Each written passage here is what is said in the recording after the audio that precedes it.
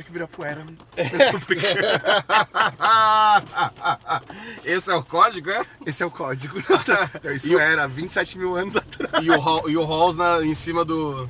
Por que você tá com o House na perna? Ei, o que você quer? Eu vim aqui como amigo. Não, que isso, né? É só profissional, Ai, bobo. ufa. Esse negócio de entrevista no carro, né? Quantos golpes assim você não já caiu na vida, né? Menos do que eu gostaria, né? Eu quero chamar você pra fazer uma entrevista no meu carro. É assim que começa todo bom pornô. O cara vem arrumar a televisão. É sempre um técnico de alguma coisa. Eu achei que era. Você tem show hoje, não? Hoje não, hoje é minha folga. Rapaz, que bom, hein? Hoje é minha folga, tô num ritmo, graças a Deus, muito bom. Mas hoje é descanso.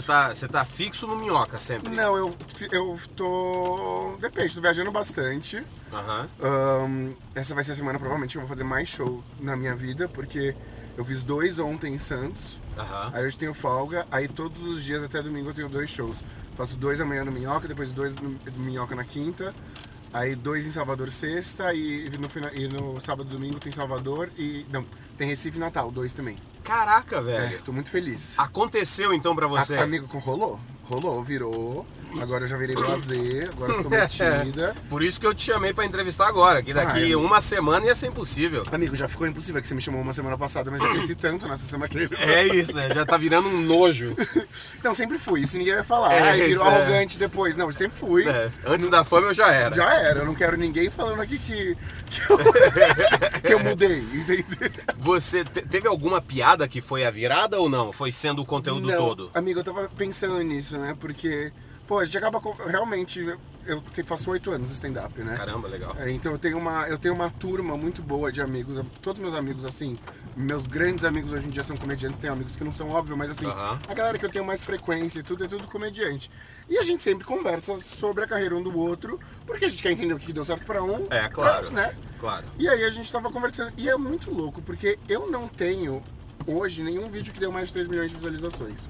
Nenhum. E eu tenho amigos meus que tem vários. Sim. E que não tem essa agenda que eu tenho, a venda de ingressos e a frequência. Então, assim, eu lembro que eu era roteirista do Coisa Nossa, sabe? Eu era roteirista do Coisa Nossa. Como é Coisa Nossa? É do Guaraná Antártica. Lá no YouTube, isso. Aí eu fui demitido. Aí eu descobri... Não, depois eu fiquei acabado com a minha autoestima, depois eu descobri que é porque eu tava caro. Então eu fui demitido pelo melhor motivo. Como assim você tava caro? As eu tuas renovações, você ia aumentando o valor, não? O meu valor, não, porque eu tinha um valor fixo. O meu valor era X e eu acho que eles estavam num momento em que, sei lá, eu acho que eles queriam uma pessoa pra fazer menos funções. E eles eu não sei exatamente o que rolou. Eu sei que era uma questão de grana. Graças a Deus não foi em relação ao meu trabalho, tanto que sempre tive uma relação muito boa com o pessoal lá. Que bom. Não sei se vou ter agora em falar de grana. Acabou, mas eu acho que acabou. Tinha. Não, mas eu sempre fui muito feliz lá no Coisa Nossa. Amava trabalhar com o Robertinho, com o Natan, com o Igor. Eram pessoas que eu gosto ainda muito. Só que aí, eventualmente, não tinha mais espaço pra mim lá. E aí, foi a primeira vez que eu tava 100% freela. Porque eu trabalhava em agência antes. De propaganda? Era de PowerPoint, eu escrevia PowerPoint. Era uma agência, eu escrevia PowerPoint pra farmacêutica, pra banco, era muito específico. Cara, que interessante isso. É específico mesmo. Era uma agência só de PowerPoint ou você fazia PowerPoint? Não, uma agência só de PowerPoint. Caraca. E era muito específico porque é um músculo muito parecido com o da piada, porque você precisa passar informação com a menor quantidade de palavras possível. De maneira muito clara. De maneira muito clara. Então eu sempre achei que foi de alguma maneira complementar. Nossa, que incrível, Mas eu sou poliana, né? Então eu acho que tudo é maravilhoso. Sim. Eu tô com quase 90 anos, e agora que tá indo bem. Mas era o tempo que tinha que ser. Não, é o tempo da maturação, né? Aí foi isso, né? Aí eu falei, agora eu tô freela. Você foi demitido por causa do Canva?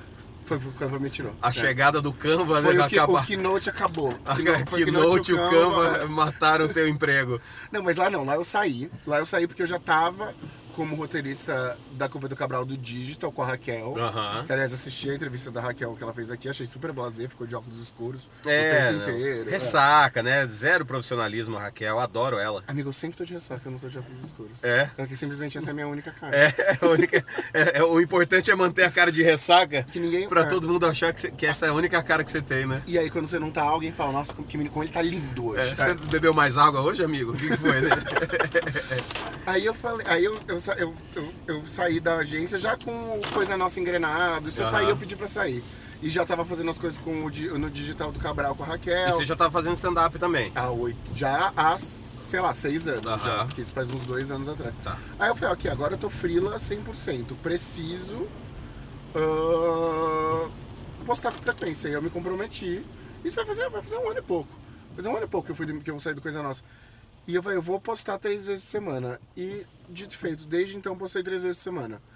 E aí você perguntou se algum vídeo meu que... se teve algum. O Ventura foi da calça jeans, depois o da pipa, aí virou pra ele. Você lembra quando o calvo da Campari zoou a nossa amiga Lívia Lagato? Zoou não, né? Porque zoou. Ameaçou a nossa amiga. E todos os comediantes estavam fazendo piada. Eu fiz uma piada de Red Pill e essa foi muito bem. Foi meu primeiro vídeo assim a ter tração. Mas aí eu fiz um vídeo que era de relacionamento aberto, que era de interação. E esse pra mim é a grande virada de chave como comediante pra mim mesmo. Que foi muito bem. E aí eu vi... Muito bem, quantas mil visualizações? Era na época 1 milhão. Caralho, muito bem. Ainda até hoje. Porque foi 1 ano e meio atrás, cara. Mas numa época que eu não tinha 300 mil seguidores. Era uma época que eu tinha 4 mil seguidores. Entendi, ok. Foi muito além da tua bolha, né? Estourou mesmo. Exatamente. Aí, esse vídeo que realmente... E foi o vídeo que eu entendi que a interação funcionava, que eu funcionava bem na interação, a interação funcionava bem pra mim, e era uma maneira de eu também conseguir produzir conteúdo que eu gosto, porque eu sou muito crítico com o tipo de conteúdo que eu posto, acho que por eu ser roteirista também e tudo mais. Sim, claro. E eu gostar muito de comédia, e eu falava, esse é um conteúdo que eu acredito e que eu consigo postar com frequência, porque eu sempre fui muito devagar pra escrever pra mim. Pros outros, meu filho, se precisar levantar amanhã 10 piadas pra alguém, não sei o que, eu vou levantar. Pra mim é um grande parto. Mas por quê? Se você se cobra muito, entrega de piada e tudo, me entrega que eu digo, no palco falando a piada, o que te pega? Eu acho que eu consigo escrever piada, mas tem piada que eu não escuto na minha boca. E quando eu não escuto na minha boca, eu não tenho vontade de fazer. Faz sentido, faz sentido. E aí foi quando eu consegui postar com frequência. Então por isso que eu falo, eu nunca tive nenhum vídeo que deu mais de 3 milhões, mas ao mês até abril eu não tinha nenhum que tinha dado 2 milhões. É que assim, eu tive um que deu 1 milhão, aí depois eu tive outro que deu 1 milhão, aí eu comecei a ter alguns que davam 1 milhão. Aí agora, em abril, eu tive um vídeo que deu 2 milhões. Aí eu tive outro que deu 2 milhões. Aí o do não monogâmico lá de trás, eu vi que deu 2 milhões. Nunca foi um crescimento tipo, eu bombei. Sim. Com um vídeo que deu 30 milhões de visualizações. Não foi da noite pro dia, né? Não, foi tudo muito devagarzinho. Foi muito bom. Sim. Foi rápido, porque a hora que aconteceu muito rápido. Eu fui de 4 mil seguidores pra, sei lá, 350 em coisa de 1 ano e pouquinho, que eu acho absurdo. É muito rápido. Mas é que você já tinha criado histórico também, né? Eu fiz um trabalho muito pra dentro da cena, amigo. Eu fiz um trabalho que eu queria, assim, eu queria marcar show onde eu conseguia. Eu queria que os comediantes soubessem meu nome. Eu queria ter liberdade pra pedir pra fazer show nos clubes de comédia. Eu errei teu nome um tempo. Sim, você me chamava de Pedro? Eu chamava de Pedro porque a Raquel falava assim, o meu amigo Pedrosa. Então pra mim era o Pedro, que tem um apelido de Pedrosa. Como eu não era teu íntimo, falei assim, não, é o Pedro, amigo da Raquel aí. Que Pedro, amigo da Raquel? Não, amigo dela, o Pedro, não tem um Pedro, amigo. Ok, ele. O GLS. O GLS, ele. Não, mas isso é muito mais legal de tudo isso que você tá falando, é que você passou tanto tempo fazendo um tipo de stand-up que você achava que era esse o teu tipo. E aí quando você foi pra interação, foi quando o mundo se abriu. Foi quando o mundo se abriu, mas e é muito doido, porque às vezes eu vejo muitos comediantes fazendo a mesma coisa de sempre e falo assim, caralho, cara, não tá acontecendo pra mim. Mas ó que doido, porque às vezes não é esse a tua maneira ainda, né? Eu acho que na verdade não existe uma única maneira também. Não existe, mas às vezes você seguia numa só, né? Eu acho que a gente como comediante stand-up tem uma questão de ficar muito preso ao stand-up único e puro, escrito, sagrado. Certinho, E eu acho que isso é ótimo. Mas eu acho que é um pouco limitante. Isso acho que teve mais importância no começo de tudo. Sim. Pra ser bem sincero. Quando surgiu o stand-up, e o stand-up era confundido com a terça insana, que era confundido com o improviso e ninguém sabia nada de nada, porque eram coisas muito parecidas acontecendo ao mesmo tempo, eu acho que lá atrás valia a regra de, Você vai escrever o teu próprio texto, setup, punchline, preparação, cara entrega, limpa, texto cara autoral. limpa. Exatamente. Acho que isso lá no começo é muito importante para diferenciar o que é stand-up e o que é terça insana. E o improviso é uma outra coisa além dessas duas. Mas hoje, que o público vai no Minhoca, vai no Barbichas, vai sabendo o que é stand-up, o que é improviso, o que é personagem, aí, cara, cada um se diverte com o molho que quiser colocar em cima, né? E será que a gente também, dentro do palco, não pode beber de outros tipos de comédia? Ou a gente sempre precisa, esse é um show de stand-up, ou não, esse é um show de comédia e tem stand-up, e tem interação, e tem um pouco de improviso. A gente como artista. Você diz o teu solo? O meu solo e o de todo mundo. Eu acho que a gente, como comediante de stand-up, a gente também não pode, se quiser, óbvio, né? Não é uma obrigação. Sim. Beber de outros recursos que são da comédia, que a gente estudou tanto quanto. Eu acho que vira um show de comédia. Porque eu acho que tem um stand-up que talvez seja como eu faço, que é o textinho, que pra mim funciona muito bem, assim, decorar o textinho. Mas você que sobe lá, improvisa e se diverte, e o show vai pra um lado que nem você, nem a plateia, nem ninguém vai saber pra onde é. E continua sendo stand-up também, porque é você, de cara limpa, eu acho que vai mudar quando tiver um personagem mesmo. Por exemplo, a Raquel fazendo a Diaba. É o stand-up da Diaba? Acho que pode ser chamado stand-up da Diaba. Mas eu questiono se o que eu faço necessariamente é stand-up. Eu acho. Porque tem gente que questiona, eu confio. Que a autoestima é baixa. Não, mas você, desde a hora que você sobe, no teu show solo, desde a hora que você sobe até a hora que você sai, você não tem nada de texto seu? Tenho, a questão é que ele não tá organizado. Eu tenho vários textos guardados. Na hora que a plateia não tá funcionando, você vai pra um garantido. Supõe, se eu tô conversando, eu converso muito com as lésbicas no meu show. Eu tenho um texto pra abrir a interação, eu tenho um texto pra fechar. Porra, ótimo. E eu sei se assim, esse casal não tá rendendo, eu tenho recurso pra sair de lá. Tanto de piada de que não tá rendendo, quanto, tá rendendo demais, se a pessoa fala muito. Eu tenho, porque eu preciso ter recurso. Claro. Mas o perigo da interação, eu acho, é você começar uma interação sabendo qual é o final. Então eu tento esquecer de tudo, porque eu vejo muito comediante que quer interagir e ele quer... vocês são um casal? Estão há quanto tempo? 10 anos, não estão transando. Com 1 ano, ainda estão... Vocês já... Quer que a plateia levante pra ele entregar a piada, né? Que ele já tá lá guardado. Eu gosto de ter meus textos, mas eu não quero nunca depender deles. Pra mim, um show bem sucedido é quando eu interagir o tempo inteiro. E você não viu meu show, mas basicamente meu show é eu enrolando, contando uma piada de abertura. Porque eu sou sempre distraído, enrolando e eu vou conversando. Aí eu desisto de contar minha piada. Eu gravei agora o especial, vai sair agora em agosto. Legal. E aí, é basicamente isso, assim, um show bem sucedido pra mim é quando eu não preciso depender dos meus recursos. Eu consegui construir tudo do zero aqui. Legal. Mas tem dia que eu tô cansado, tem dia que não tá rendendo, tem dia que às vezes a plateia não tá entregando. Até às vezes a galera ficou na fila outro dia, eu achei que a galera não rendeu muito bem. Eu tava na fila pra entrar pra ver o show e durante o show rendeu mais ou menos. É porque eles ficaram na fila há muito tempo, sei lá. Entendi. Aí chegaram no show cansados, né? Tinha uma piada, às vezes quando eu vou fazer interação, a interação pra mim quase que tanto faz, porque minha piada vai seguir independente da resposta da pessoa. É quase uma interação falsa. Mas tem. A gente tem que ter. Tem uma interação. E aí, tinha uma... quando eu fui gravar o meu solo, tá no YouTube, no segundo solo, Ironia, tinha uma pergunta que eu fazia assim... eu falava de intimidade, né? Intimidade não é transar, não é nada. Intimidade é quando alguém do casal peida na frente do outro. Porque daí vocês cruzaram uma linha que não volta nunca mais. E aí, sempre que eu perguntava isso, fazendo turnê e tal na época... Era sempre o cara que peidou primeiro, Eu tinha a piada seguir a partir daí. E aí na gravação do solo, quando eu pergunto quem do casal peidou primeiro, aí a mulher fala, eu? Cara, eu fiquei tão sem chão que assim, que era a gravação do especial, tava preocupado com câmera, tava preocupado com luz, com som, com tudo. Aí eu falo, foi a mulher, a plateia dá uma risada tão grande que eu fico tão aliviado que aquilo não me pegou, assim, não é do tipo, meu Deus, eu não tenho pra onde sair. Não, peraí, a plateia gostou. Tá tudo certo. Tá tudo certo, vamos a partir daqui. Aí, na gravação do solo, eu conto algumas coisas ali que nunca fizeram parte do meu texto. Tá na gravação porque aconteceu a interação, cara. E eu achei isso tão legal, mas eu ainda não me sinto... Eu acho incrível, você, o Rodrigo Marques, o Nil, a galera que improvisa, a Bruna Luiz e vai... O Gunner que tá o Gunner, puta que o pariu, o Gunner, pra mim... Sabe o que é mais maluco do Gunner pra mim? Como que aquelas pessoas topam ir pro palco pra falar assim... Não, ele gosta quando eu chupo o peitinho dele. Aí todo mundo... A plateia inteira fala assim...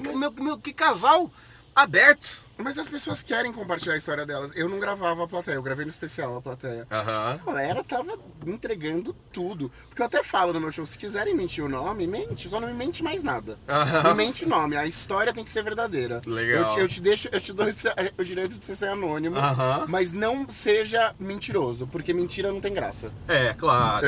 A pessoa vai inventar uma coisa muito absurda que, enfim, a gente vai saber que é mentira. E a gente sabe, tanto que eu já vi várias que eu falei, isso aqui é mentira, eu não vou postar nem a pau. Claro. Eu tô só com uma loucura, pode continuar gravando, mas eu acho que eu tenho uma meleca de nariz no meu nariz. Então um tatuzão. Nossa, imagina fazer 1 hora de tatuzão. Não, e pra eu depois tentar apagar isso na edição, né? Amigo, eu ia falar, deixa. Aí ela fala, só vai. 1 hora de tatu borrado assim, mal apagado. Tinha uma sauna gay aqui nessa rua. Hã? Tinha uma sauna gay aqui nessa rua. Ah, é? É, Onde? Bela Sintra, lá embaixo. Chamava 269. E aí tinha uma menina que era muito minha amiga, morava num prédio aqui. Então eu vinha muito aqui, não pela sauna, porque a sauna foi uma vez só, sem querer. Me levaram. Mas ela morava num prédio aqui que era lindo. Tem uma sketch portuguesa que o cara, ele fica querendo comer um outro cara, ele fala assim, tem um restaurante muito bom aqui, GLS, mas eu vou como simpatizante. Eu morava nesse prédio aqui, que é 269. Então, ela morava aqui, ó. Você morava no 269? 269. Então aqui era sauna antes. Não é não. Então, eu te falo, antes do prédio era sauna. Tu falou coisa de 10 anos atrás. Ah, ok. A sauna chamava 269. Pois é, porque quando você falou, não, aqui na Bela Sintra 269, eu assim, pô, mas eu acho que Você morava na sauna? Pois é, rapaz do céu, conheço. que doido aí, a gente se conhece há tanto tempo assim. Mamou tanto peru que ficou de Carabanguela. E o Murilo Couto morava nesse outro prédio ali de trás. Eu sei, porque uma amiga minha morava lá e uma vez eu tava cheio de bebida, esperando abrir a porta, quando eu olho tem um carro, um cara muito estressado, era o Murilo Couto, isso antes de eu fazer comédia. Antes de tudo, né? E aí o Murilo morava naquele prédio ali, eu morava naquele lá no 269. E antes, nós dois juntos... Ô, meu irmão, deixa eu fazer aqui. Antes, nós dois juntos morávamos nesse prédio aqui. Vocês moravam juntos? Nesse aqui, aham. Quando a gente se mudou pra... Não, é nesse amarelo aqui, ó. Aqui. Nesse amarelo, é. Eu gosto muito dessa região. Que era o prédio do PC Siqueira. O PC Siqueira que morava aqui, o Sândalos. Ele falou, tem apartamento pra alugar lá no meu prédio. Eu vim aqui, tinha mesmo, a gente morou 1 ano e meio, 2 anos aqui. E aí a gente se mudou pra mesma quadra, só que em prédios diferentes pra trás, é. Eu adorava morar aqui, cara. Eu gosto muito de morar por aqui. Eu moro ali na... Mas você morava por aqui, não? Não, mas eu gosto muito dessa região. Nossa, eu morava pra lá. ótimo. Eu já morei pra lá, ali perto da Alameda Santos. É, aqui, turma, é a Rua Augusta, do lado esquerdo só puteiro. Do lado direito tinha alguns, mas acabaram uns hotéis aqui que não tem mais nada. Você tá me levando pro puteiro? Hã? Esse é o quadro? Será que a gente consegue deixar o gay hétero? Comedians in Car Getting Blowjob. Não, já. Esse aqui é outro. Oi, boa noite. Bom, então é isso, obrigado. E aí, agora, mas isso começou... Quando que você sentiu que o publicão engajou na vida real? Porque às vezes... Na vida real, foi outro dia. Porque às vezes bomba muito nas redes sociais, só que a galera não tá em São Paulo, né? A galera tá pelo Brasil, pelo mundo. Outro dia, eu fui fazer um show em Brasília, eu fui pra uma balada que chama Birosca. E aí eu tava com uns amigos e veio muita gente falar comigo. Não foi uma, não foi duas, porque foi abril. Como eu te falei, não tinha nenhum vídeo que tinha dado 2 milhões. Aí abril eu postei 2 vídeos e 2 desses são meus vídeos mais assistidos. Então foi um mês que eu acho que movimentou muita coisa. E aí, eu ainda tava com a camiseta de um dos vídeos. E aí eu vi que a galera realmente curtia muito o meu trabalho. E eu adoro, né? Eu sou leonino, viado e comediante. Tudo que eu mais amo é atenção. Então, assim, a galera vem falar comigo, eu falo pros meus amigos, vai lá, vai curtir a balada. Eu já chego, porque é só no começo. A galera vê, depois começa a curtir a balada normal e vida que segue. E essa interação tua com o público, na verdade, não é mais sobre a interação, assim. Você, desde que você começou a fazer stand-up, você já falava de temas gays? Sempre. A minha primeira piada que eu fiz no palco, eu faço até hoje no meu show. Que eu falo que a minha piada de abertura, que é a piada que eu enrolo pra contar. Que eu falo, queria começar contando uma piada. E aí eu não conto às vezes, e quando eu preciso, eu conto, que eu falo. Quando eu era mais novo, eu transava com mulher. Essa foi a piada. E eu encerrava com essa piada. E aí até hoje eu faço a piada no palco porque eu adoro. Eu acho ela rápida, eu acho ela... E é verdade? Quando eu era mais novo, eu transava com mulher, Não, até outro dia, agora você não sabe, tô na minha era bi agora. Ah, é? Tô na minha era bi. Não, agora que ficou famoso, né? Venham a mim. Virei bi. Não, tô brincando, não, mas é que eu peguei outro dia. Virei bi é muito bom, né? Não, eu continuo sendo bem gay, mas é que eu às vezes pego uns casais. Aí outro dia eu fiz o que eu tinha que fazer. É. Que tá achando o quê? Marmitinha, foi marmitinha? Eu tenho vocação pra ser marmita, né? Gente que trabalha muito é uma ótima ser marmita, que você tem a vida de casal rapidinho por um tempo e depois termina. Não, eu nunca experimentei essa parte da comédia. Ai, amigo, essa parte... É a melhor parte da comédia? Eu achava que eu ia estourar, que eu ia sair assim, pintando e bordando. E é o oposto. O quê? Você cansou? Eu nunca transei tão pouco que nesse ano. Sério? Mas por Nunca quê? na minha Porque você tá vida. trabalhando muito? Eu tô trabalhando muito, tenho horários que são os horários de comediante, que são horários bem diferentes. Acorda de todo 2 da mundo. tarde, é? Acordo tarde, meus dias de folga é segunda, terça, que a galera acha que não dá pra sair. O público não entende muito isso, né? Que quando o público se aproxima mais, fala assim, comediante, pô, que legal, comediante e tal. Eu falo assim, mesmo eu que casei, minha esposa é dentista, e ela no começo não entendia muito, falou assim, você entende que quando você cansa de trabalhar como dentista e você vai num show de comédia, é aí que começa o meu trabalho?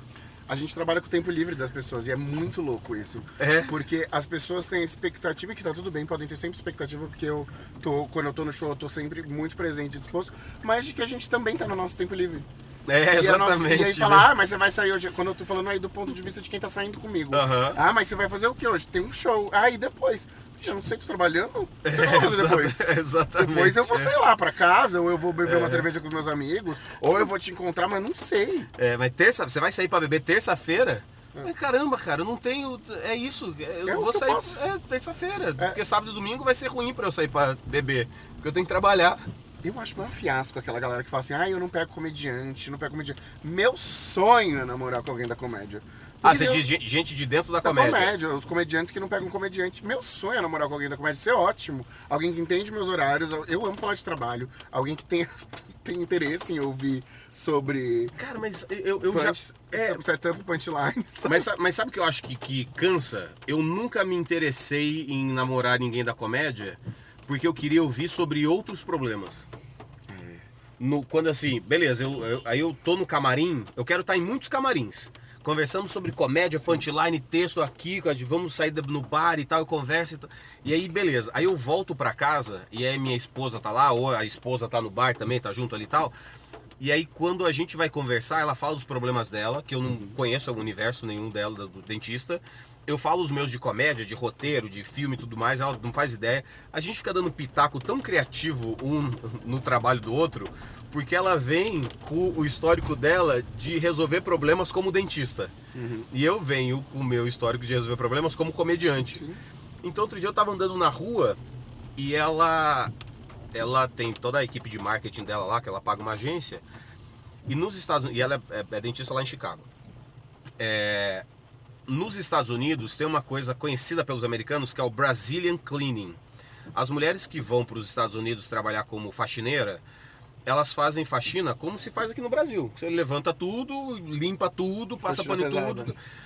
Mas é que não é a faxina pesada, é a faxina, né? É a faxina, Só que os americanos não fazem assim. A faxina americana é paninho, é espanador e tal. Então os americanos conhecem o Brazilian Cleaning como uma limpeza boa pra caralho. A gente tem um negócio com higiene, né? Então, quando as mulheres vão lá para os Estados Unidos para virar faxineira, aqui no Brasil rola um negócio meio assim, foi pro Brasil virar faxineira, mas ela ganha $150 por faxina, 200, $300 por faxina. E aí ela faz 3 faxinas num dia. Porra, a grana que essa mulher ganhou. Ela é riquíssima. Então, no fim do mês, a grana que essa mulher ganhou. E aí eu, andando na rua, eu falei pra minha esposa, ela tem um plano que é $99 fazer uma limpeza. E custa $150, $200. Ela cobra 99, que é pra brasileiros que estão lá também, enfim, ela tem um preço acessível. E aí ela tava querendo divulgar mais essa campanha. Eu falei pra ela, meu amor, será que não dá pra fazer na campanha a campanha Brazilian Cleaning na sua boca? Razão. E aí ela falou, nossa, isso os americanos vão entender, os brasileiros vão entender.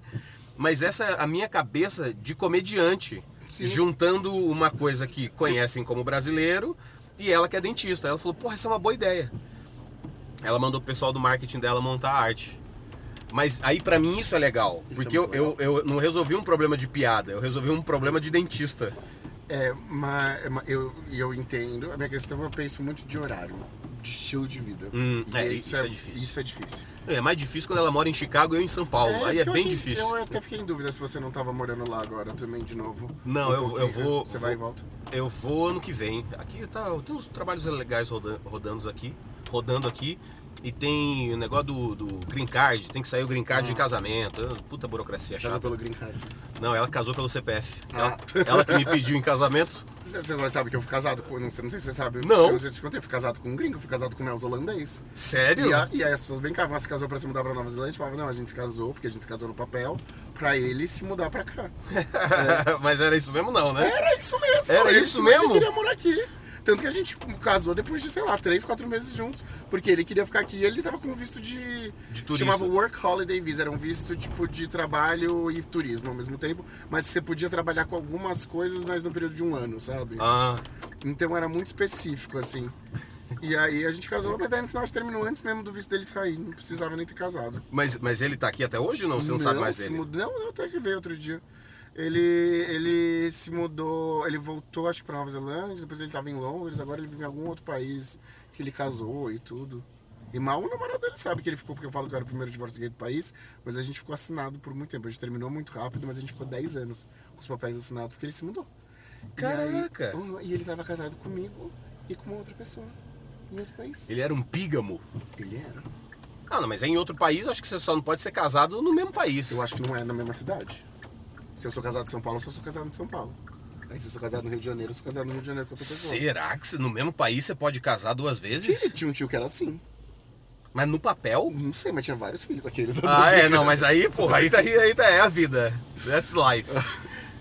Mas aí eu penso muito em namorar alguém da comédia. Não, porque também não tem ninguém que me atrai na comédia, assim, hoje em dia. Isso que eu ia perguntar, quem? Faz um top 3 aí. Eu amo os meninos, eu sou muito amigo da comunidade LGBT da comédia, inclusive eu acho que a gente tá fazendo um grande movimento agora de todo mundo tá sempre muito próximo, assim. Super. E crescer junto, e crescer uma cena que a galera lembre também que stand-up tem LGBT e fazendo muito bem.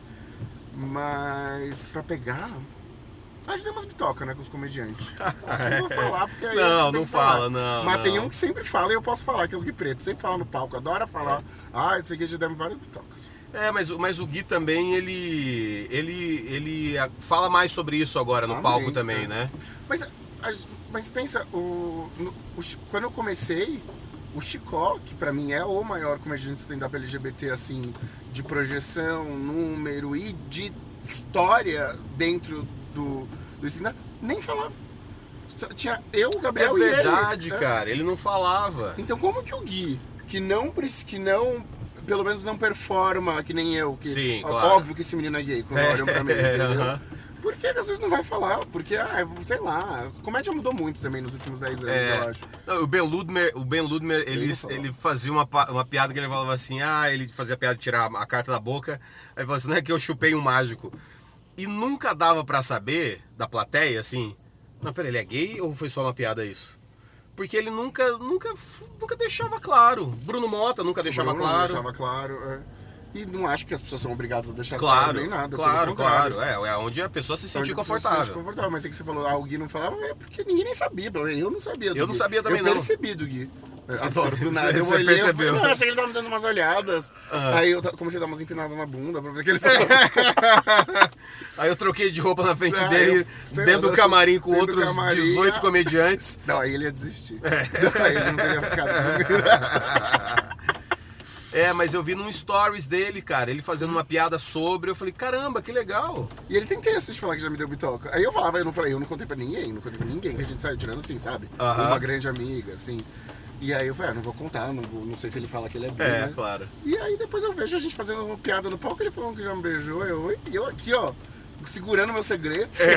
Exatamente, eu querendo fazer essa piada há tanto tempo, né? O Ítalo Costa também fala sobre, eu né? tava falando com ele agora, nesse minuto. Eu gosto muito do Ítalo, eu gosto muito do Ítalo. Porque ele também é um cara que ele fala assim, não, eu sou da quebrada, eu nem sabia que podia ser, né? Que ele fala assim, não, na quebrada ninguém é e tal. Eu gosto que ele fala assim, ele é pansexual, o Ítalo, né? E aí ele fala que ele contou que era pansexual pra família. E ele falou assim, e aí o meu tio foi perguntar sobre o que é pansexual. Meu tio foi perguntar no trabalho. Meu tio é mecânico. Ele falou assim. E a galera já morre, porque é realmente. E aí o tio volta e fala assim, você gosta de transar com árvore? Ele fala, não tio, isso é vegano. Eu gosto muito, muito, muito do Ítalo. O Ítalo é um grande amigo. E eu tô achando muito legal mesmo essa diversidade no cerne da palavra mesmo, porque antes, quando, enfim, o stand-up começou e as pessoas estavam fazendo, eu achava legal quando era um grupo de 4 comediantes fazendo um show numa noite, e aí era eu, outro cara e duas meninas fazendo também, porque vão muitos casais no show, e aí eu percebia que quando eu e o outro cara fazemos piadas de homem, né, a nossa visão masculina das coisas da vida, os caras davam risadas, as meninas davam risada também, porque tem algumas coisas que são engraçadas no geral, mas quando as meninas faziam piadas, as meninas davam mais risada que os caras. E às vezes acontecia de eu fazer uma piada mais feminina e aí o cara não ri, porque se a namorada não riu daquela piada, o cara não vai ousar rir daquela piada também. Então ia entendendo uma nuance do que é comédia, como que a comédia chega em cada uma das pessoas, né? Total. Então agora, quando chega a Babu Carreira e faz piada sobre mulher gorda, engraçado pra caramba. Aí quando vem você e faz sobre gay. Cara, eu não sou gay. Não, mas suas piadas são ótimas sobre gay. Eu sou hétero com a perninha cruzada. Eu, com a catota no nariz aqui. Uma porra escorrendo aqui assim, porra, ué, caceta, ué, caralho, que porra é essa? Disso. E aí, então, o preconceito, Banguela é muito preconceituoso. Então eu comecei. Tá louco, amigo do Nadão. Do Nadão, assim. Eu comecei a achar os shows mais engraçados, cara. Eu acho que tá um momento muito gostoso na comédia de. Tá todo mundo muito diferente um do outro. A gente tinha muito essa preocupação quando a gente começou no Sou Obrigados, né? Que era um grupo que eu tinha, que era. A gente fala, porque a gente acha mesmo que era o primeiro grupo de stand-up LGBT. Que nossos textos iam ser muito iguais. Eu lembro que uma vez a gente foi fazer uma noite lá no Beverly, eu, Chicó e Gabriel Freitas. E a gente tava preocupado, porque a gente falou, será que a plateia vai parar de ser engraçado na metade do show?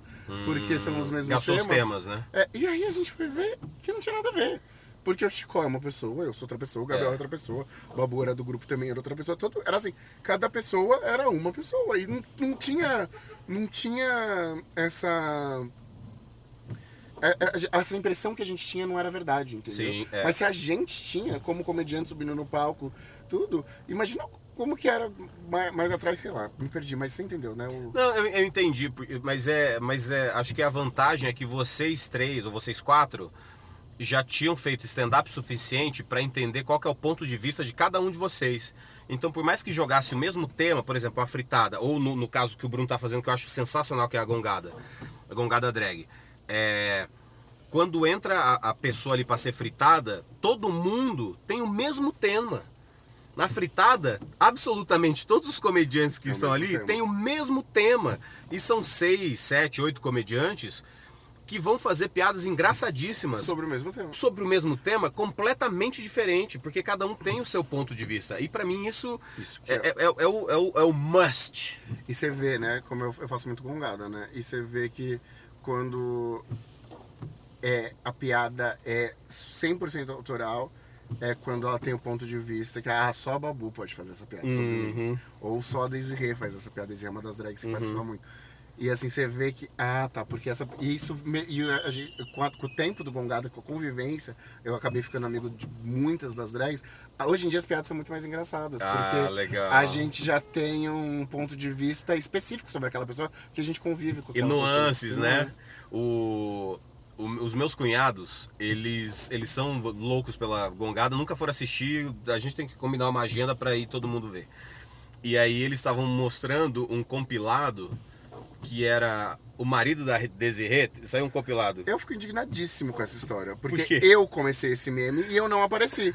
A Desirê fez uma piada, eu fui lá e aí eu falei. E eu escrevi essa piada sentando no marido da Desirê. E aí todo mundo fez. E aí editaram o compilado, tiraram bem eu. O meme que eu comecei. A Desirê tá de prova disso. Eu vi esse Tanto que ela me marcou, ela ficou com dó. Ela falou, marquei o Pedrosa. Porque ele que começou. O meme naquele dia fui eu que criei. E alguém lá te mandou tirar. Não mandou tirar, tô brincando, mas é porque realmente era muito artista, tem 1 minuto e meio do Reels e tudo mais. Sim. E é isso, mas. O marido do meu cunhado me mostrou, ele falou, cara, olha só a gongada dela. Eu falei, do Bruno Mota. Eu falei, você conhece o Bruno Mota? Porra, conheço o Bruno Mota no começo do stand-up. E faz um Teatro das Artes, né, que tá sendo a temporada agora. E ele mostrou e eu falei, cara, eu não conheço ninguém disso aqui, mas achei engraçadíssimo. Pela repetição boa que é, sobre sentei no marido da Desirê. Aí ele falou assim, não, cara, que o marido da Desirê... Aí ele começou a falar fofocas, porque eles assistem tudo que sai no YouTube. Falou assim, meu marido da Desirê é um cara bonitão, Ele é muito né? bonitão, ele é um querido, aliás. Aí eu falei, caralho, olha que legal, assim, o marido do meu cunhado veio me falar sobre a gongada, que é do Bruno, que é meu amigo. Cara, como as coisas vão saindo das bolhas, assim. Sim. Não é comediante falando pra comediante, não é drag falando pra drag, não é... É uma misturona. É uma misturona. E eu acho que eu acho que a gente tava muito carente também de conteúdo que fosse... Porque o Gongada, o meu show de stand-up, eu acho que é um conteúdo especificamente feito muito pra comunidade LGBT. Todo mundo assiste, todo mundo vai entender e tudo, mas é um conteúdo que vai ter algumas coisas que são só nossas. Que só a gente meio que sabe, que por enquanto ainda estão só dentro da nossa bolha e precisa. Sim, claro. Identificação também. Eu fico muito feliz que a maior parte do meu público no meu show é LGBT. Porque eu sei o quanto esse público é difícil. Eu não era... No começo, quando eu não sou obrigado, você falou era 4, não 5. Tinha Cíntia também. E eu era o pior. Eu era absolutamente o pior. De texto e apresentação e tudo? De presença de palco, de apresentação de frequência em escrita de piada. Tudo. E tá tudo bem. Pior eu não digo como eu sendo ruim. É só porque, em comparação com aquelas pessoas, eu arrancava menos risada, eu tinha mais dificuldade no palco, tudo. Você pensou em parar? Não pensei em parar. Eu nunca pensei em parar. É muito louco, eu nunca pensei em parar. Mas eu tive muitas épocas muito desestimulado com o stand-up. O problema é que eu não queria parar, porque eu falava, essa é a única opção. Eu só preciso agora entender como eu vou fazer isso dar certo. Nunca pensei em parar, eu só fiquei muito desestimulado uma época. Antes da pandemia eu tava muito desestimulado. Mas aconteceu alguma coisa que te deixou desestimulado? Eu entendi que as cobranças... existe muita... Eu acho que no stand-up existe muita cagação de regra, pra não falar outra palavra. Existe muita cagação de regra. Qual seria a outra palavra? Eu ia falar que existem regras fictícias no stand-up. Pode ser também. Eu acho que a galera... Tem gente que desde não faz stand-up de shorts até... Se você não tá fazendo todos os shows que possíveis e pegando não sei o que, você não tá fazendo stand-up bem feito. Se você não tá escrevendo 5 minutos novos por semana, você não tá fazendo stand-up bem feito. Sim, se você...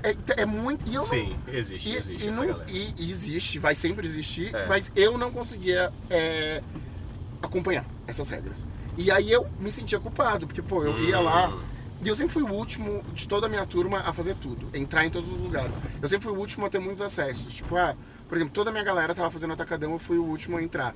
Não é uma crítica, é só uma coisa que aconteceu. Sim, Atacadão do Minhoca é um show que acontece todo sábado e domingo no Clube do Minhoca, que são 15 comediantes. E é o show que eu posso falar com toda segurança. Eu já falei isso pro Patrick. É o show que mudou a minha vida, porque foi o show que eu consegui gravar material com frequência. Mas legal. Dentro da minha galera eu fui o último. Por quê? Porque Babu, na época eu andava muito com a Renata, com o Sartório. Todo mundo já tava lá porque tinha contato.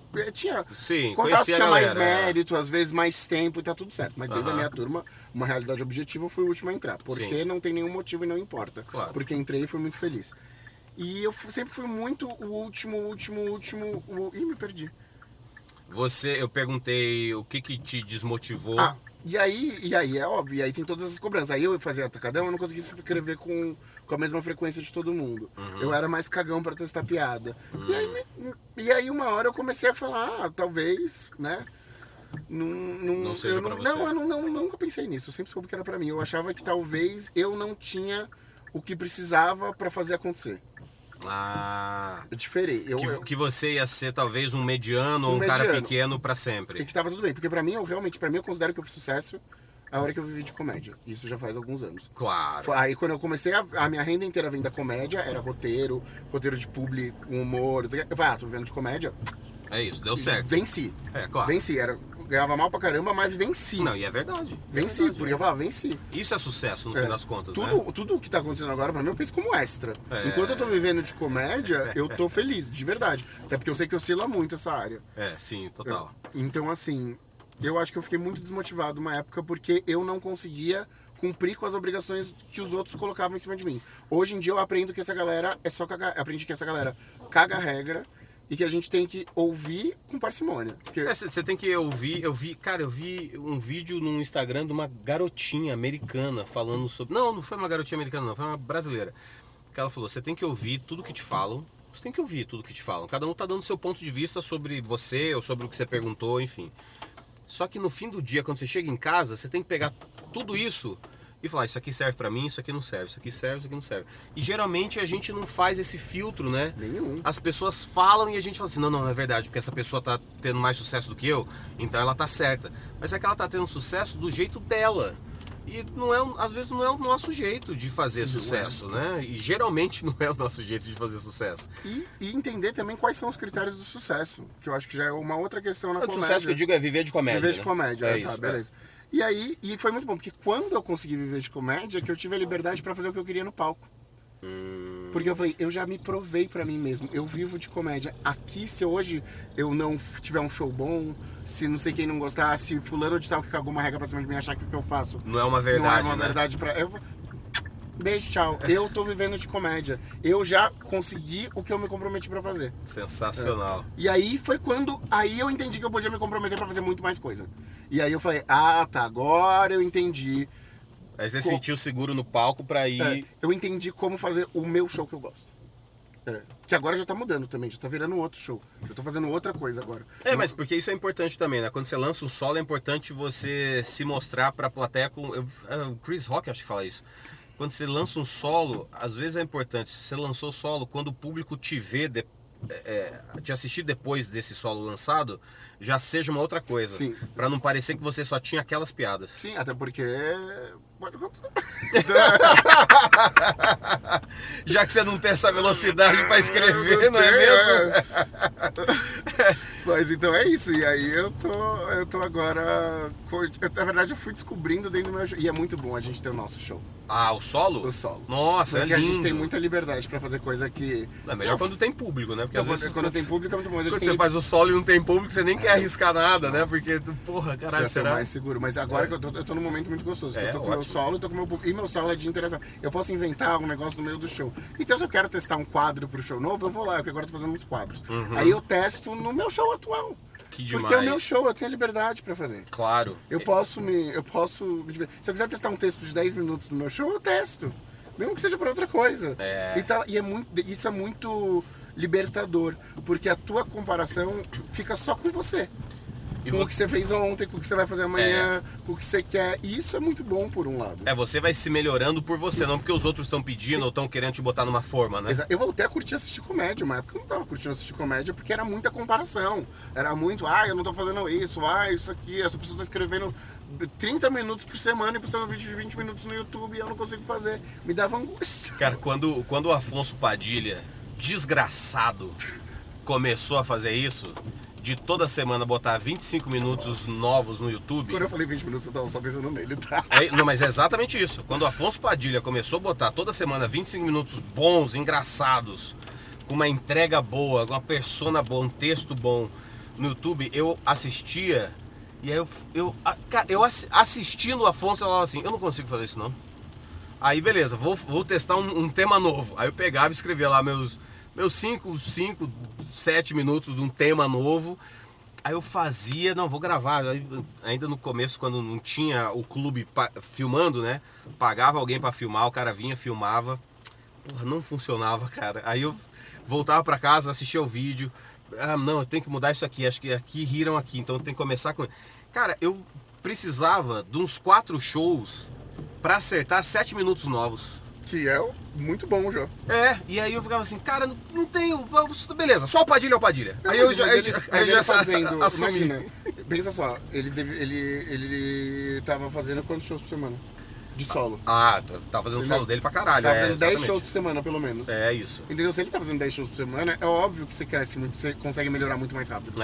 Exato. É muito mais fácil. Hoje em dia eu sinto que eu vejo melhoras minhas em coisas. Isso eu tô achando que eu tô indo mal aqui, vou me propor a melhorar tal coisa. Eu vejo que a melhora é muito rápida, de semana pra semana. Porque eu também fico 10, 12 horas no palco toda semana. É isso, né? Eu achei o show do Whindersson no Barbixas. A evolução do mês ali que ele fez. Mas eu assisti ele num dia, aí minha esposa chegou de viagem no dia seguinte e falou, eu queria ver. Eu falei, então vamos lá ver. Aí eu fui no dia seguinte. Cara, de um dia pro outro, o show já tinha melhorado pra caceta. O solo. Ele melhorou as piadas, ele encurtou umas coisas, ficou tudo mais objetivo. O show teve o mesmo tempo, porque ele ajeitou coisas e botou outras coisas de um dia pro outro. Assim, mas muita coisa, não foi pouca coisa. Ele mexeu muita coisa de um dia pro outro. Eu falei, caralho, esse cara, ele tudo que ele tem, ele merece mesmo. Merece muito. Porque o que ele trabalha pra fazer bem feito, entregar uma coisa boa de um dia pro outro, assim, subir a qualidade de um dia pro outro, é muito empenho. É muito empenho. Mas e tem que ser, né? Porque também é muito competitivo. Tem que ser difícil. O Sartório falou isso. Ele falou, cara, stand-up, escrever piada tem que ser difícil. Eu falei, por que, Sartório? Ele falou, porque as pessoas não riem de qualquer coisa mais. Eu acho que escrever piada tem que ser difícil, mas subir no palco tem que ser fácil. Como assim subir no palco? Tem que ser divertido o palco. Quando você sobe lá pra... pra... Na hora que você tá no palco, escrevi a piada, errei a palavra que eu me propus a fazer, azar. Palco sim, tem que ser claro. divertido. Porque quando a gente tá se divertindo, a galera tá se divertindo. Exatamente, concordo 100%. Mas isso que o Sartório falou, eu nunca tinha pensado, assim, do tipo... Tem que ser difícil, porque quanto mais comediante bom aparece, e mais diversificado os temas e os gêneros e tudo mais... Então a plateia não tá rindo só do seu texto. A plateia tá rindo do texto de todo mundo. Então você quer que a plateia ria do seu, você tem que ser tão bom ou um pouquinho melhor do que o que todo mundo tá fazendo. E isso é muito difícil, cara. Tem um amigo meu que se mudou pra cá, que é o Joey, e ele é muito bom. O Joey Cardoso se mudou de Porto Alegre pra cá. E aí, lá realmente sempre foi muito bom. Mas eu falo, todo mundo que se propõe a trabalhar na comédia tem que ser bom. Tem que ser bom. Mas tem que ser bom. A gente tem que subir no palco e entregar. Mas acho que quem não é bom. Tem gente que pode virar bom. Você tem que se propor a ser bom. Tem que ser bom. Desculpa. Errei. Você tem que se propor a ser bom. Porque todo mundo aqui tá a fim de crescer. Exatamente. Aqui, eu acho que no Brasil inteiro, assim, todo mundo que tá trabalhando com comédia tem que se propor a crescer. Eu falo da cena que eu cresci, que é a cena de São Paulo. Viajando, eu descobri como as cenas são diferentes em cada cidade e tudo mais. E como as pessoas riem de umas coisas muito diferentes, né? Nossa, e o meu show que é de interação, quanto mais conservadora a cidade, às vezes melhora meu show, mas quando a cidade não tem vida LGBT, a galera não se expõe muito. E aí não quer contar história boa. Claro, aí guarda né? as histórias, aí... É porque a pessoa você vai embora no dia seguinte, a pessoa vai continuar morando lá, né? Até porque todo mundo que tá no público ela já pegou. Ou também tem alguém ali que a pessoa viu que é amigo de alguém, da mãe, do pai ali, do tio que vai falar, e a pessoa às vezes ainda não se sentiu confortável de se abrir, né? Mas é muito legal. Viajar é muito legal. É muito bom fazer fazer a galera show. É muito legal. Descobri que tem gente que gosta do seu trabalho de cidade que você nunca foi. É uma loucura. Eu acho uma loucura. Eu fiz a turnê do Deformador de Opinião no final do ano passado, e pra mim isso era legal, descobrir pessoas diferentes em cada região indo me ver e levando presentinhos e tal, isso é muito legal. Mas pra mim era mais, por exemplo, em algumas cidades mais conservadoras do sul, eu tenho uma piada que eu falo de Jesus, e eu falo assim, cara, Jesus era o cara mais legal que tinha, e o começo da piada é isso, eu não falo nada mal dele. Assim, era um cara que tinha poderes, o cara mais legal da turma e tal, enfim. Mas eu percebia que em algumas cidades, você fala assim, Jesus. Perde a galera. Perdi todo mundo. E aí, como eu tava fazendo o solo, eu falava assim, não, peraí, eu tenho que contar todas as piadas sobre Jesus pra eu entender aqui o quanto a galera não vai nunca vir comigo nessa piada, ou se alguma ali na frente, o pessoal vai entender que, ok, ele não vai desistir desse tema e, pô, isso aqui é engraçado, vou dar uma risada. Em algumas cidades aconteceram isso, mais pro fim do show. Aí, como eu tava fazendo a turnê viajando, eu fiquei 2 semanas indo de cidade para cidade, eu inverti a sequência das piadas sobre Jesus. Porque como eu percebi que em cidades em que ninguém ria sobre Jesus, mas ria mais no final, eu botei essas piadas no começo e aí todo mundo passou a rir do tema todo. Então realmente eu só tava errando a sequência das piadas. Porque falar de Jesus, se você não tá querendo ser agressivo gratuitamente, se tem uma piada, um tema, um ponto de vista, mesmo uma pessoa que adora Jesus, ela vem contigo. Eu zoo todo mundo no meu show, né? Imagina, eu não sou lésbica e faço piada com as lésbicas de estereótipo. Você é lésbica, assim? Eu tenho corte de cabelo. Eu tenho o corte de cabelo, eu tenho. E assim, eu ficava, tipo, com essa dúvida, será que vão entender que isso está vindo de um lugar de, sim, é como a gente brinca com os nossos amigos? E graças a Deus e as lésbicas, elas entendem que, tipo, eu estou brincando de um lugar de muito amor. Porque sim, foram. Não é pra ofender. De jeito, meu show não tem intenção de ofender ninguém. E eu não quero ofender. Exato. Eu não quero nenhum. Eu penso assim, a galera tá saindo de casa hoje, quer se divertir, tá gastando o dinheiro delas pra estar aqui comigo. Eu quero que elas tenham uma noite boa. Exatamente. Meu objetivo principal é proporcionar uma noite boa pra galera. Minha piada de Jesus é assim, olha um outro jeito de ver como Jesus era legal. Sim. É esse o caminho. Então, assim, se alguém se sente ofendido com alguma coisa, eu não quero. Não tenho esse objetivo. Deve ter gente que se ofende, óbvio, mas isso vai ter sempre. Quando eu entrevistei o Paulo Silvino, eu perguntei pra ele, porque ele tinha um humor super pesado, né? E não agressivo, mas pornográfico. Eu perguntei, alguém já se ofendeu com tuas piadas? Ele, o que chegou até mim, nunca. Então nunca. Então acho que nunca ofendi ninguém, não. Que chegou até mim, alguém que falou pra mim que se sentiu ofendido? Nunca, então acho que não. Nunca chegou em mim também. Assim, já. Não, pra mim chega processo. Eu nunca fui processado. Acho que eu não me imagino sendo processado. Eu não me imaginava também não, cara, mas vou te falar. Nenhuma piada. Caralho. Nenhuma piada eu fiz. E aí é o karma aí do processo. Olha aí, Jesus e o karma vieram juntos. Nenhuma piada eu fiz achando que ia ser processado, nenhuma piada que eu fiz que eu fui processado, eu achava que merecia processo. Não, isso geralmente. Mas porque às vezes fala assim, não, vou falar desse tema aqui super espinhoso, porque eu quero chamar atenção e sacudir. Então, eu não entro nesse lugar. Eu não tenho. Essa vontade é zero minha. Vou levantar a polêmica. Levantar a polêmica. Nossa, essa coisa de comediante que celebra processo, eu falo, ai, gente, que coisa cafona. Uma vez o Rafinha me falou isso. Eu tava falando alguma coisa de, vou fazer uma piada sobre tal coisa e tal. Eu já tinha recebido processo. Eu já recebi processo como tudo, como blogueiro, como comediante. Você tem quantos anos de carreira na comédia, amigo? 20. Ai, meu Deus, é muito tempo. Imagina, eu tenho 22 anos. Pois é. 20. Em 2024, o Jacarebanguela faz 20 anos. E então assim, e também eram outros tempos, né, em que as pessoas realmente estavam super assim, meu Deus do céu, falou de mim em processo. E acho que talvez hoje tenha até piorado, pra ser bem sincero.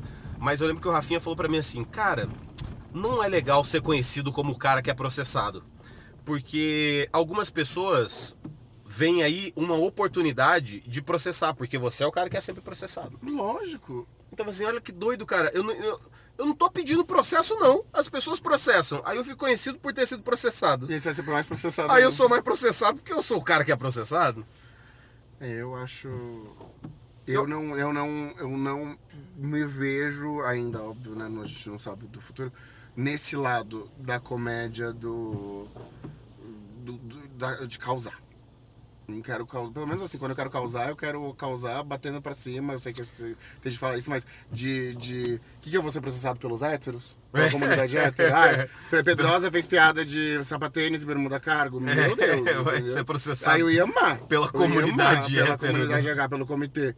Entendeu? Comunidade H é muito bom, né? Que a sigla da LGBT ela só vai aumentando, mas o H nunca entra, né? Mas eu falo que é a comunidade H. Adoro. Eu falo, a comunidade H, como que tá a comunidade H? Eu falo que é pra eles se sentirem incluídos no show também. Isso é muito bom. Eu falo, cadê minhas héteras, cadê meus héteros? É tudo assim.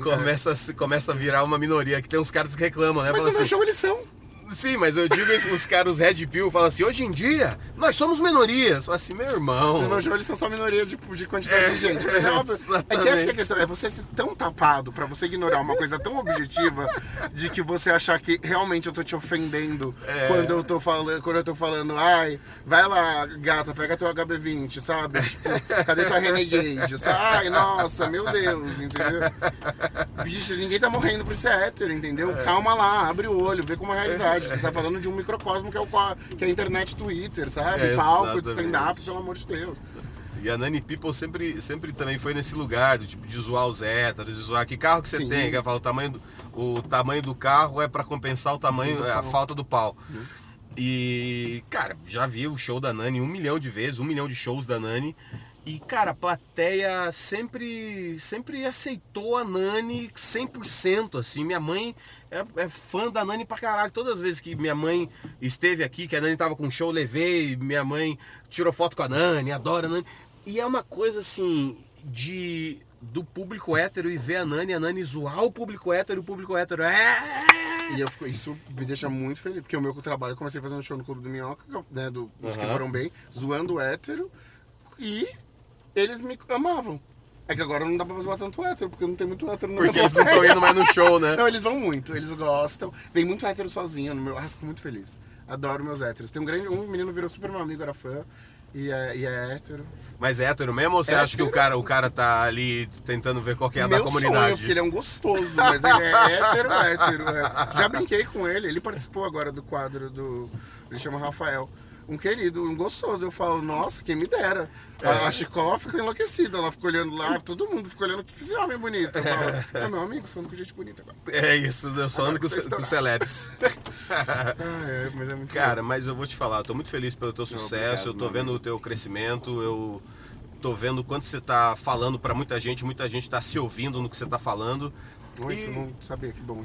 E não é demagogia não, assim, é porque, cara, tem coisa que vai acontecendo, eu poderia ficar fingindo que não está acontecendo, essa revolução toda, e eu acho, posso estar sendo injusto no que eu vou falar agora, eu acho melhor bons comediantes fazerem teu trabalho difícil e bem pra caramba, e isso revolucionar toda a comédia, do que gente mediana levantar a bandeira, querer brigar, querer falar isso não pode, isso aqui não pode ser assim, nananana. Eu acho ruim. Então quando você, que é um cara com talento pra caramba e trabalho pra caramba, começa uma revolução, mesmo que seja dentro da tua bolha, e essa bolha vai crescendo, que os meus cunhados vêm falar de você pra mim, eu falo, cara, olha que legal. Você tá querendo garantir a mamada, né? Hã? Não, tu tá querendo garantir a mamada. Tô. Vou pegar o rosa. Eu fico muito feliz. De verdade, eu fico muito feliz quando as pessoas me falam isso. E eu fico muito feliz quando a galera da comunidade LGBT, principalmente, que tá começando, vem falar que isso tá rolando. Mas eu tento muito... Ok, entendo, não sei se vejo assim. Não sei, porque eu acho que o que eu tô fazendo... Eu acho que as coisas que eu faço são óbvias. Tipo, é óbvio que eu vou colocar... comediantes LGBTs pra trabalhar na minha equipe. É óbvio, por que não? Entendeu? Se eu posso, se eu tenho essa vaga. É óbvio que eu vou colocar gente pra abrir meu show que é LGBT. É óbvio que eu vou fazer o meu público seguir eles. É óbvio que eu vou compartilhar o trabalho dessas pessoas. Sim. É óbvio. Agora a gente tem uma coisa que é muito legal, a gente tem uma turminha de amigos LGBTs. Que e legal. vem muito de gente que acaba abrindo pra mim. O Vitor Martin, que é um comediante excelente, que é roteirista do Gongada, já escreveu milhares de piadas que eu fiz no Gongada, porque às vezes, quando eu tava como na mesa do roteiro do Gongada também, às vezes não dava tempo, eu falava, bicho, essa piada é muito boa, posso tocar? Ele falava, gente, ó, o Vitor fazendo aqui. E o Vitor é muito bom. Legal. E assim, então ele hoje em dia é uma pessoa que me ajuda a estar no meu time, porque seleciona meus vídeos que vão pra corte, porque eu não tô conseguindo ter tempo pra assistir tudo que eu tô fazendo. Ótimo, problema bom. É problema bom, exatamente. Profissionalizar a coisa com boa e com gente muito boa. Ótimo. E aí a gente fica falando, mas você tá fazendo pela comunidade LGBT. Eu tô fazendo o básico, o mínimo. Esse é o mínimo. E pra todo crescer, mundo, pra representar lá que na nem frente. Eu acho que todo mundo que tá começando na comédia tinha que produzir um show. E eu acho que todo comediante muito grande tinha que ter um comedy. Eu acho que todo mundo tinha que puxar os seus pra trabalhar em volta. E eu vejo que eu tô nesse lugar, é muito privilégio esse lugar que eu tô. Sim. Porque tá entrando dinheiro. Se tá entrando dinheiro, eu vou precisar contratar pessoas, porque eu preciso ter espaço pra ganhar meu dinheiro. Claro, exatamente. E aí Pra fazer como que eu vou fazer meu sono de beleza se eu estiver trabalhando o tempo todo? Exatamente. E aí, tipo, é óbvio que a gente vai puxar a galera que pensa parecido com a gente, que curte as mesmas coisas que a gente, que passa pelos mesmos problemas que a gente. Claro. Porque elas entendem o que a gente passa. Exato. Então, pra mim, é muito lógico que as coisas têm que ser feitas assim, mas eu entendo que não é pra todo mundo. Eu entendi recentemente que não é pra todo mundo. Eu achava que era óbvio. Eu achava que todo mundo era viciado em trabalho e que só pensava em trabalho 24 horas. Eu descobri que não. E às vezes demora mesmo a gente perceber que cada um é cada um e cada um tá correndo atrás do teu, da forma que consegue. E da forma que dá, porque eu também não quero cagar. Meu maior medo é virar um caga-regra na comédia. Acabei de cagar 3, mas... Não, mas você não cagou regra, não. Você só falou que pra você é muito claro que crescer a tua comunidade, quando você puder ajudar a tua comunidade, funciona. Quando eu comecei lá atrás, quando tava todo mundo crescendo a comunidade da comédia e stand-up, o que a gente queria era que mais gente vier. Bom, a gente, né? Não posso falar por todo mundo. Mas assim, porra, quando o Murilo Gun vinha de Recife, ele sempre era foda, assim, caralho, tem uns caras de Recife que são bons. Aí o Nil Agra começou a vir. Assim, então era assim, quanto mais gente boa aparece pros shows, melhor pros shows. Quando a gente criou Não Sou Obrigados, era o único grupo que tinha. Aí falava, surgiu outro, que bom. Vamos chamar pra fazer show. Não é concorrência, que bom, né? Não é concorrência. Ter outros comediantes LGBTs, agora eu tô num momento muito bom, que eu posso. Amanhã, o Vitor pode ser um nome enorme que vai me chamar pra estar no time dele, quando eu precisar, entendeu? Eu acho que a gente tem que... A gente se ajuda, óbvio, porque é bom, mas a gente se ajuda também porque todo mundo bem em volta da gente, claro. Não é ruim, entendeu? Todo mundo ganha, todo mundo ganha. E gente feliz não enche o saco, né? É muito bom ter gente feliz em volta da gente. Não enche. Meu velho, muito obrigado. Muito obrigado, meu amigo. Eu que adorei o papo. Eu gosto que é assim, né? A gente vai, entra, bate papo, volta. E tá em casa, uma hora, a gente conversou por 1 hora. E essa não é minha casa, você sabe que eles não estão brincando. É a casa de alguém? É a casa de alguém? Tchau, meu amigo. Obrigadão. Sempre bom conversar com você. Um beijo. Um beijo, bons shows. Obrigado. Tuas ordens, hein? Valeu, você também. Boa. Se precisar, só me chamar. Boa, valeu. Apoiadores, que tal essa, hein? Papão maneiro aí. Compartilha com a tua galera. Manda pra quem você acha que merece ouvir esse papo sobre comédia, sobre diversidade, representatividade. E não acabou não. Essa temporada aqui acaba só no programa 200. Vamos, que tem mais entrevista para fazer. Muito obrigado, apoiadores. Obrigado você que tá assistindo. Deixa o teu comentário aí. Quero saber o que você pensa sobre as coisas, sobre a vida, sobre tudo. Até mais.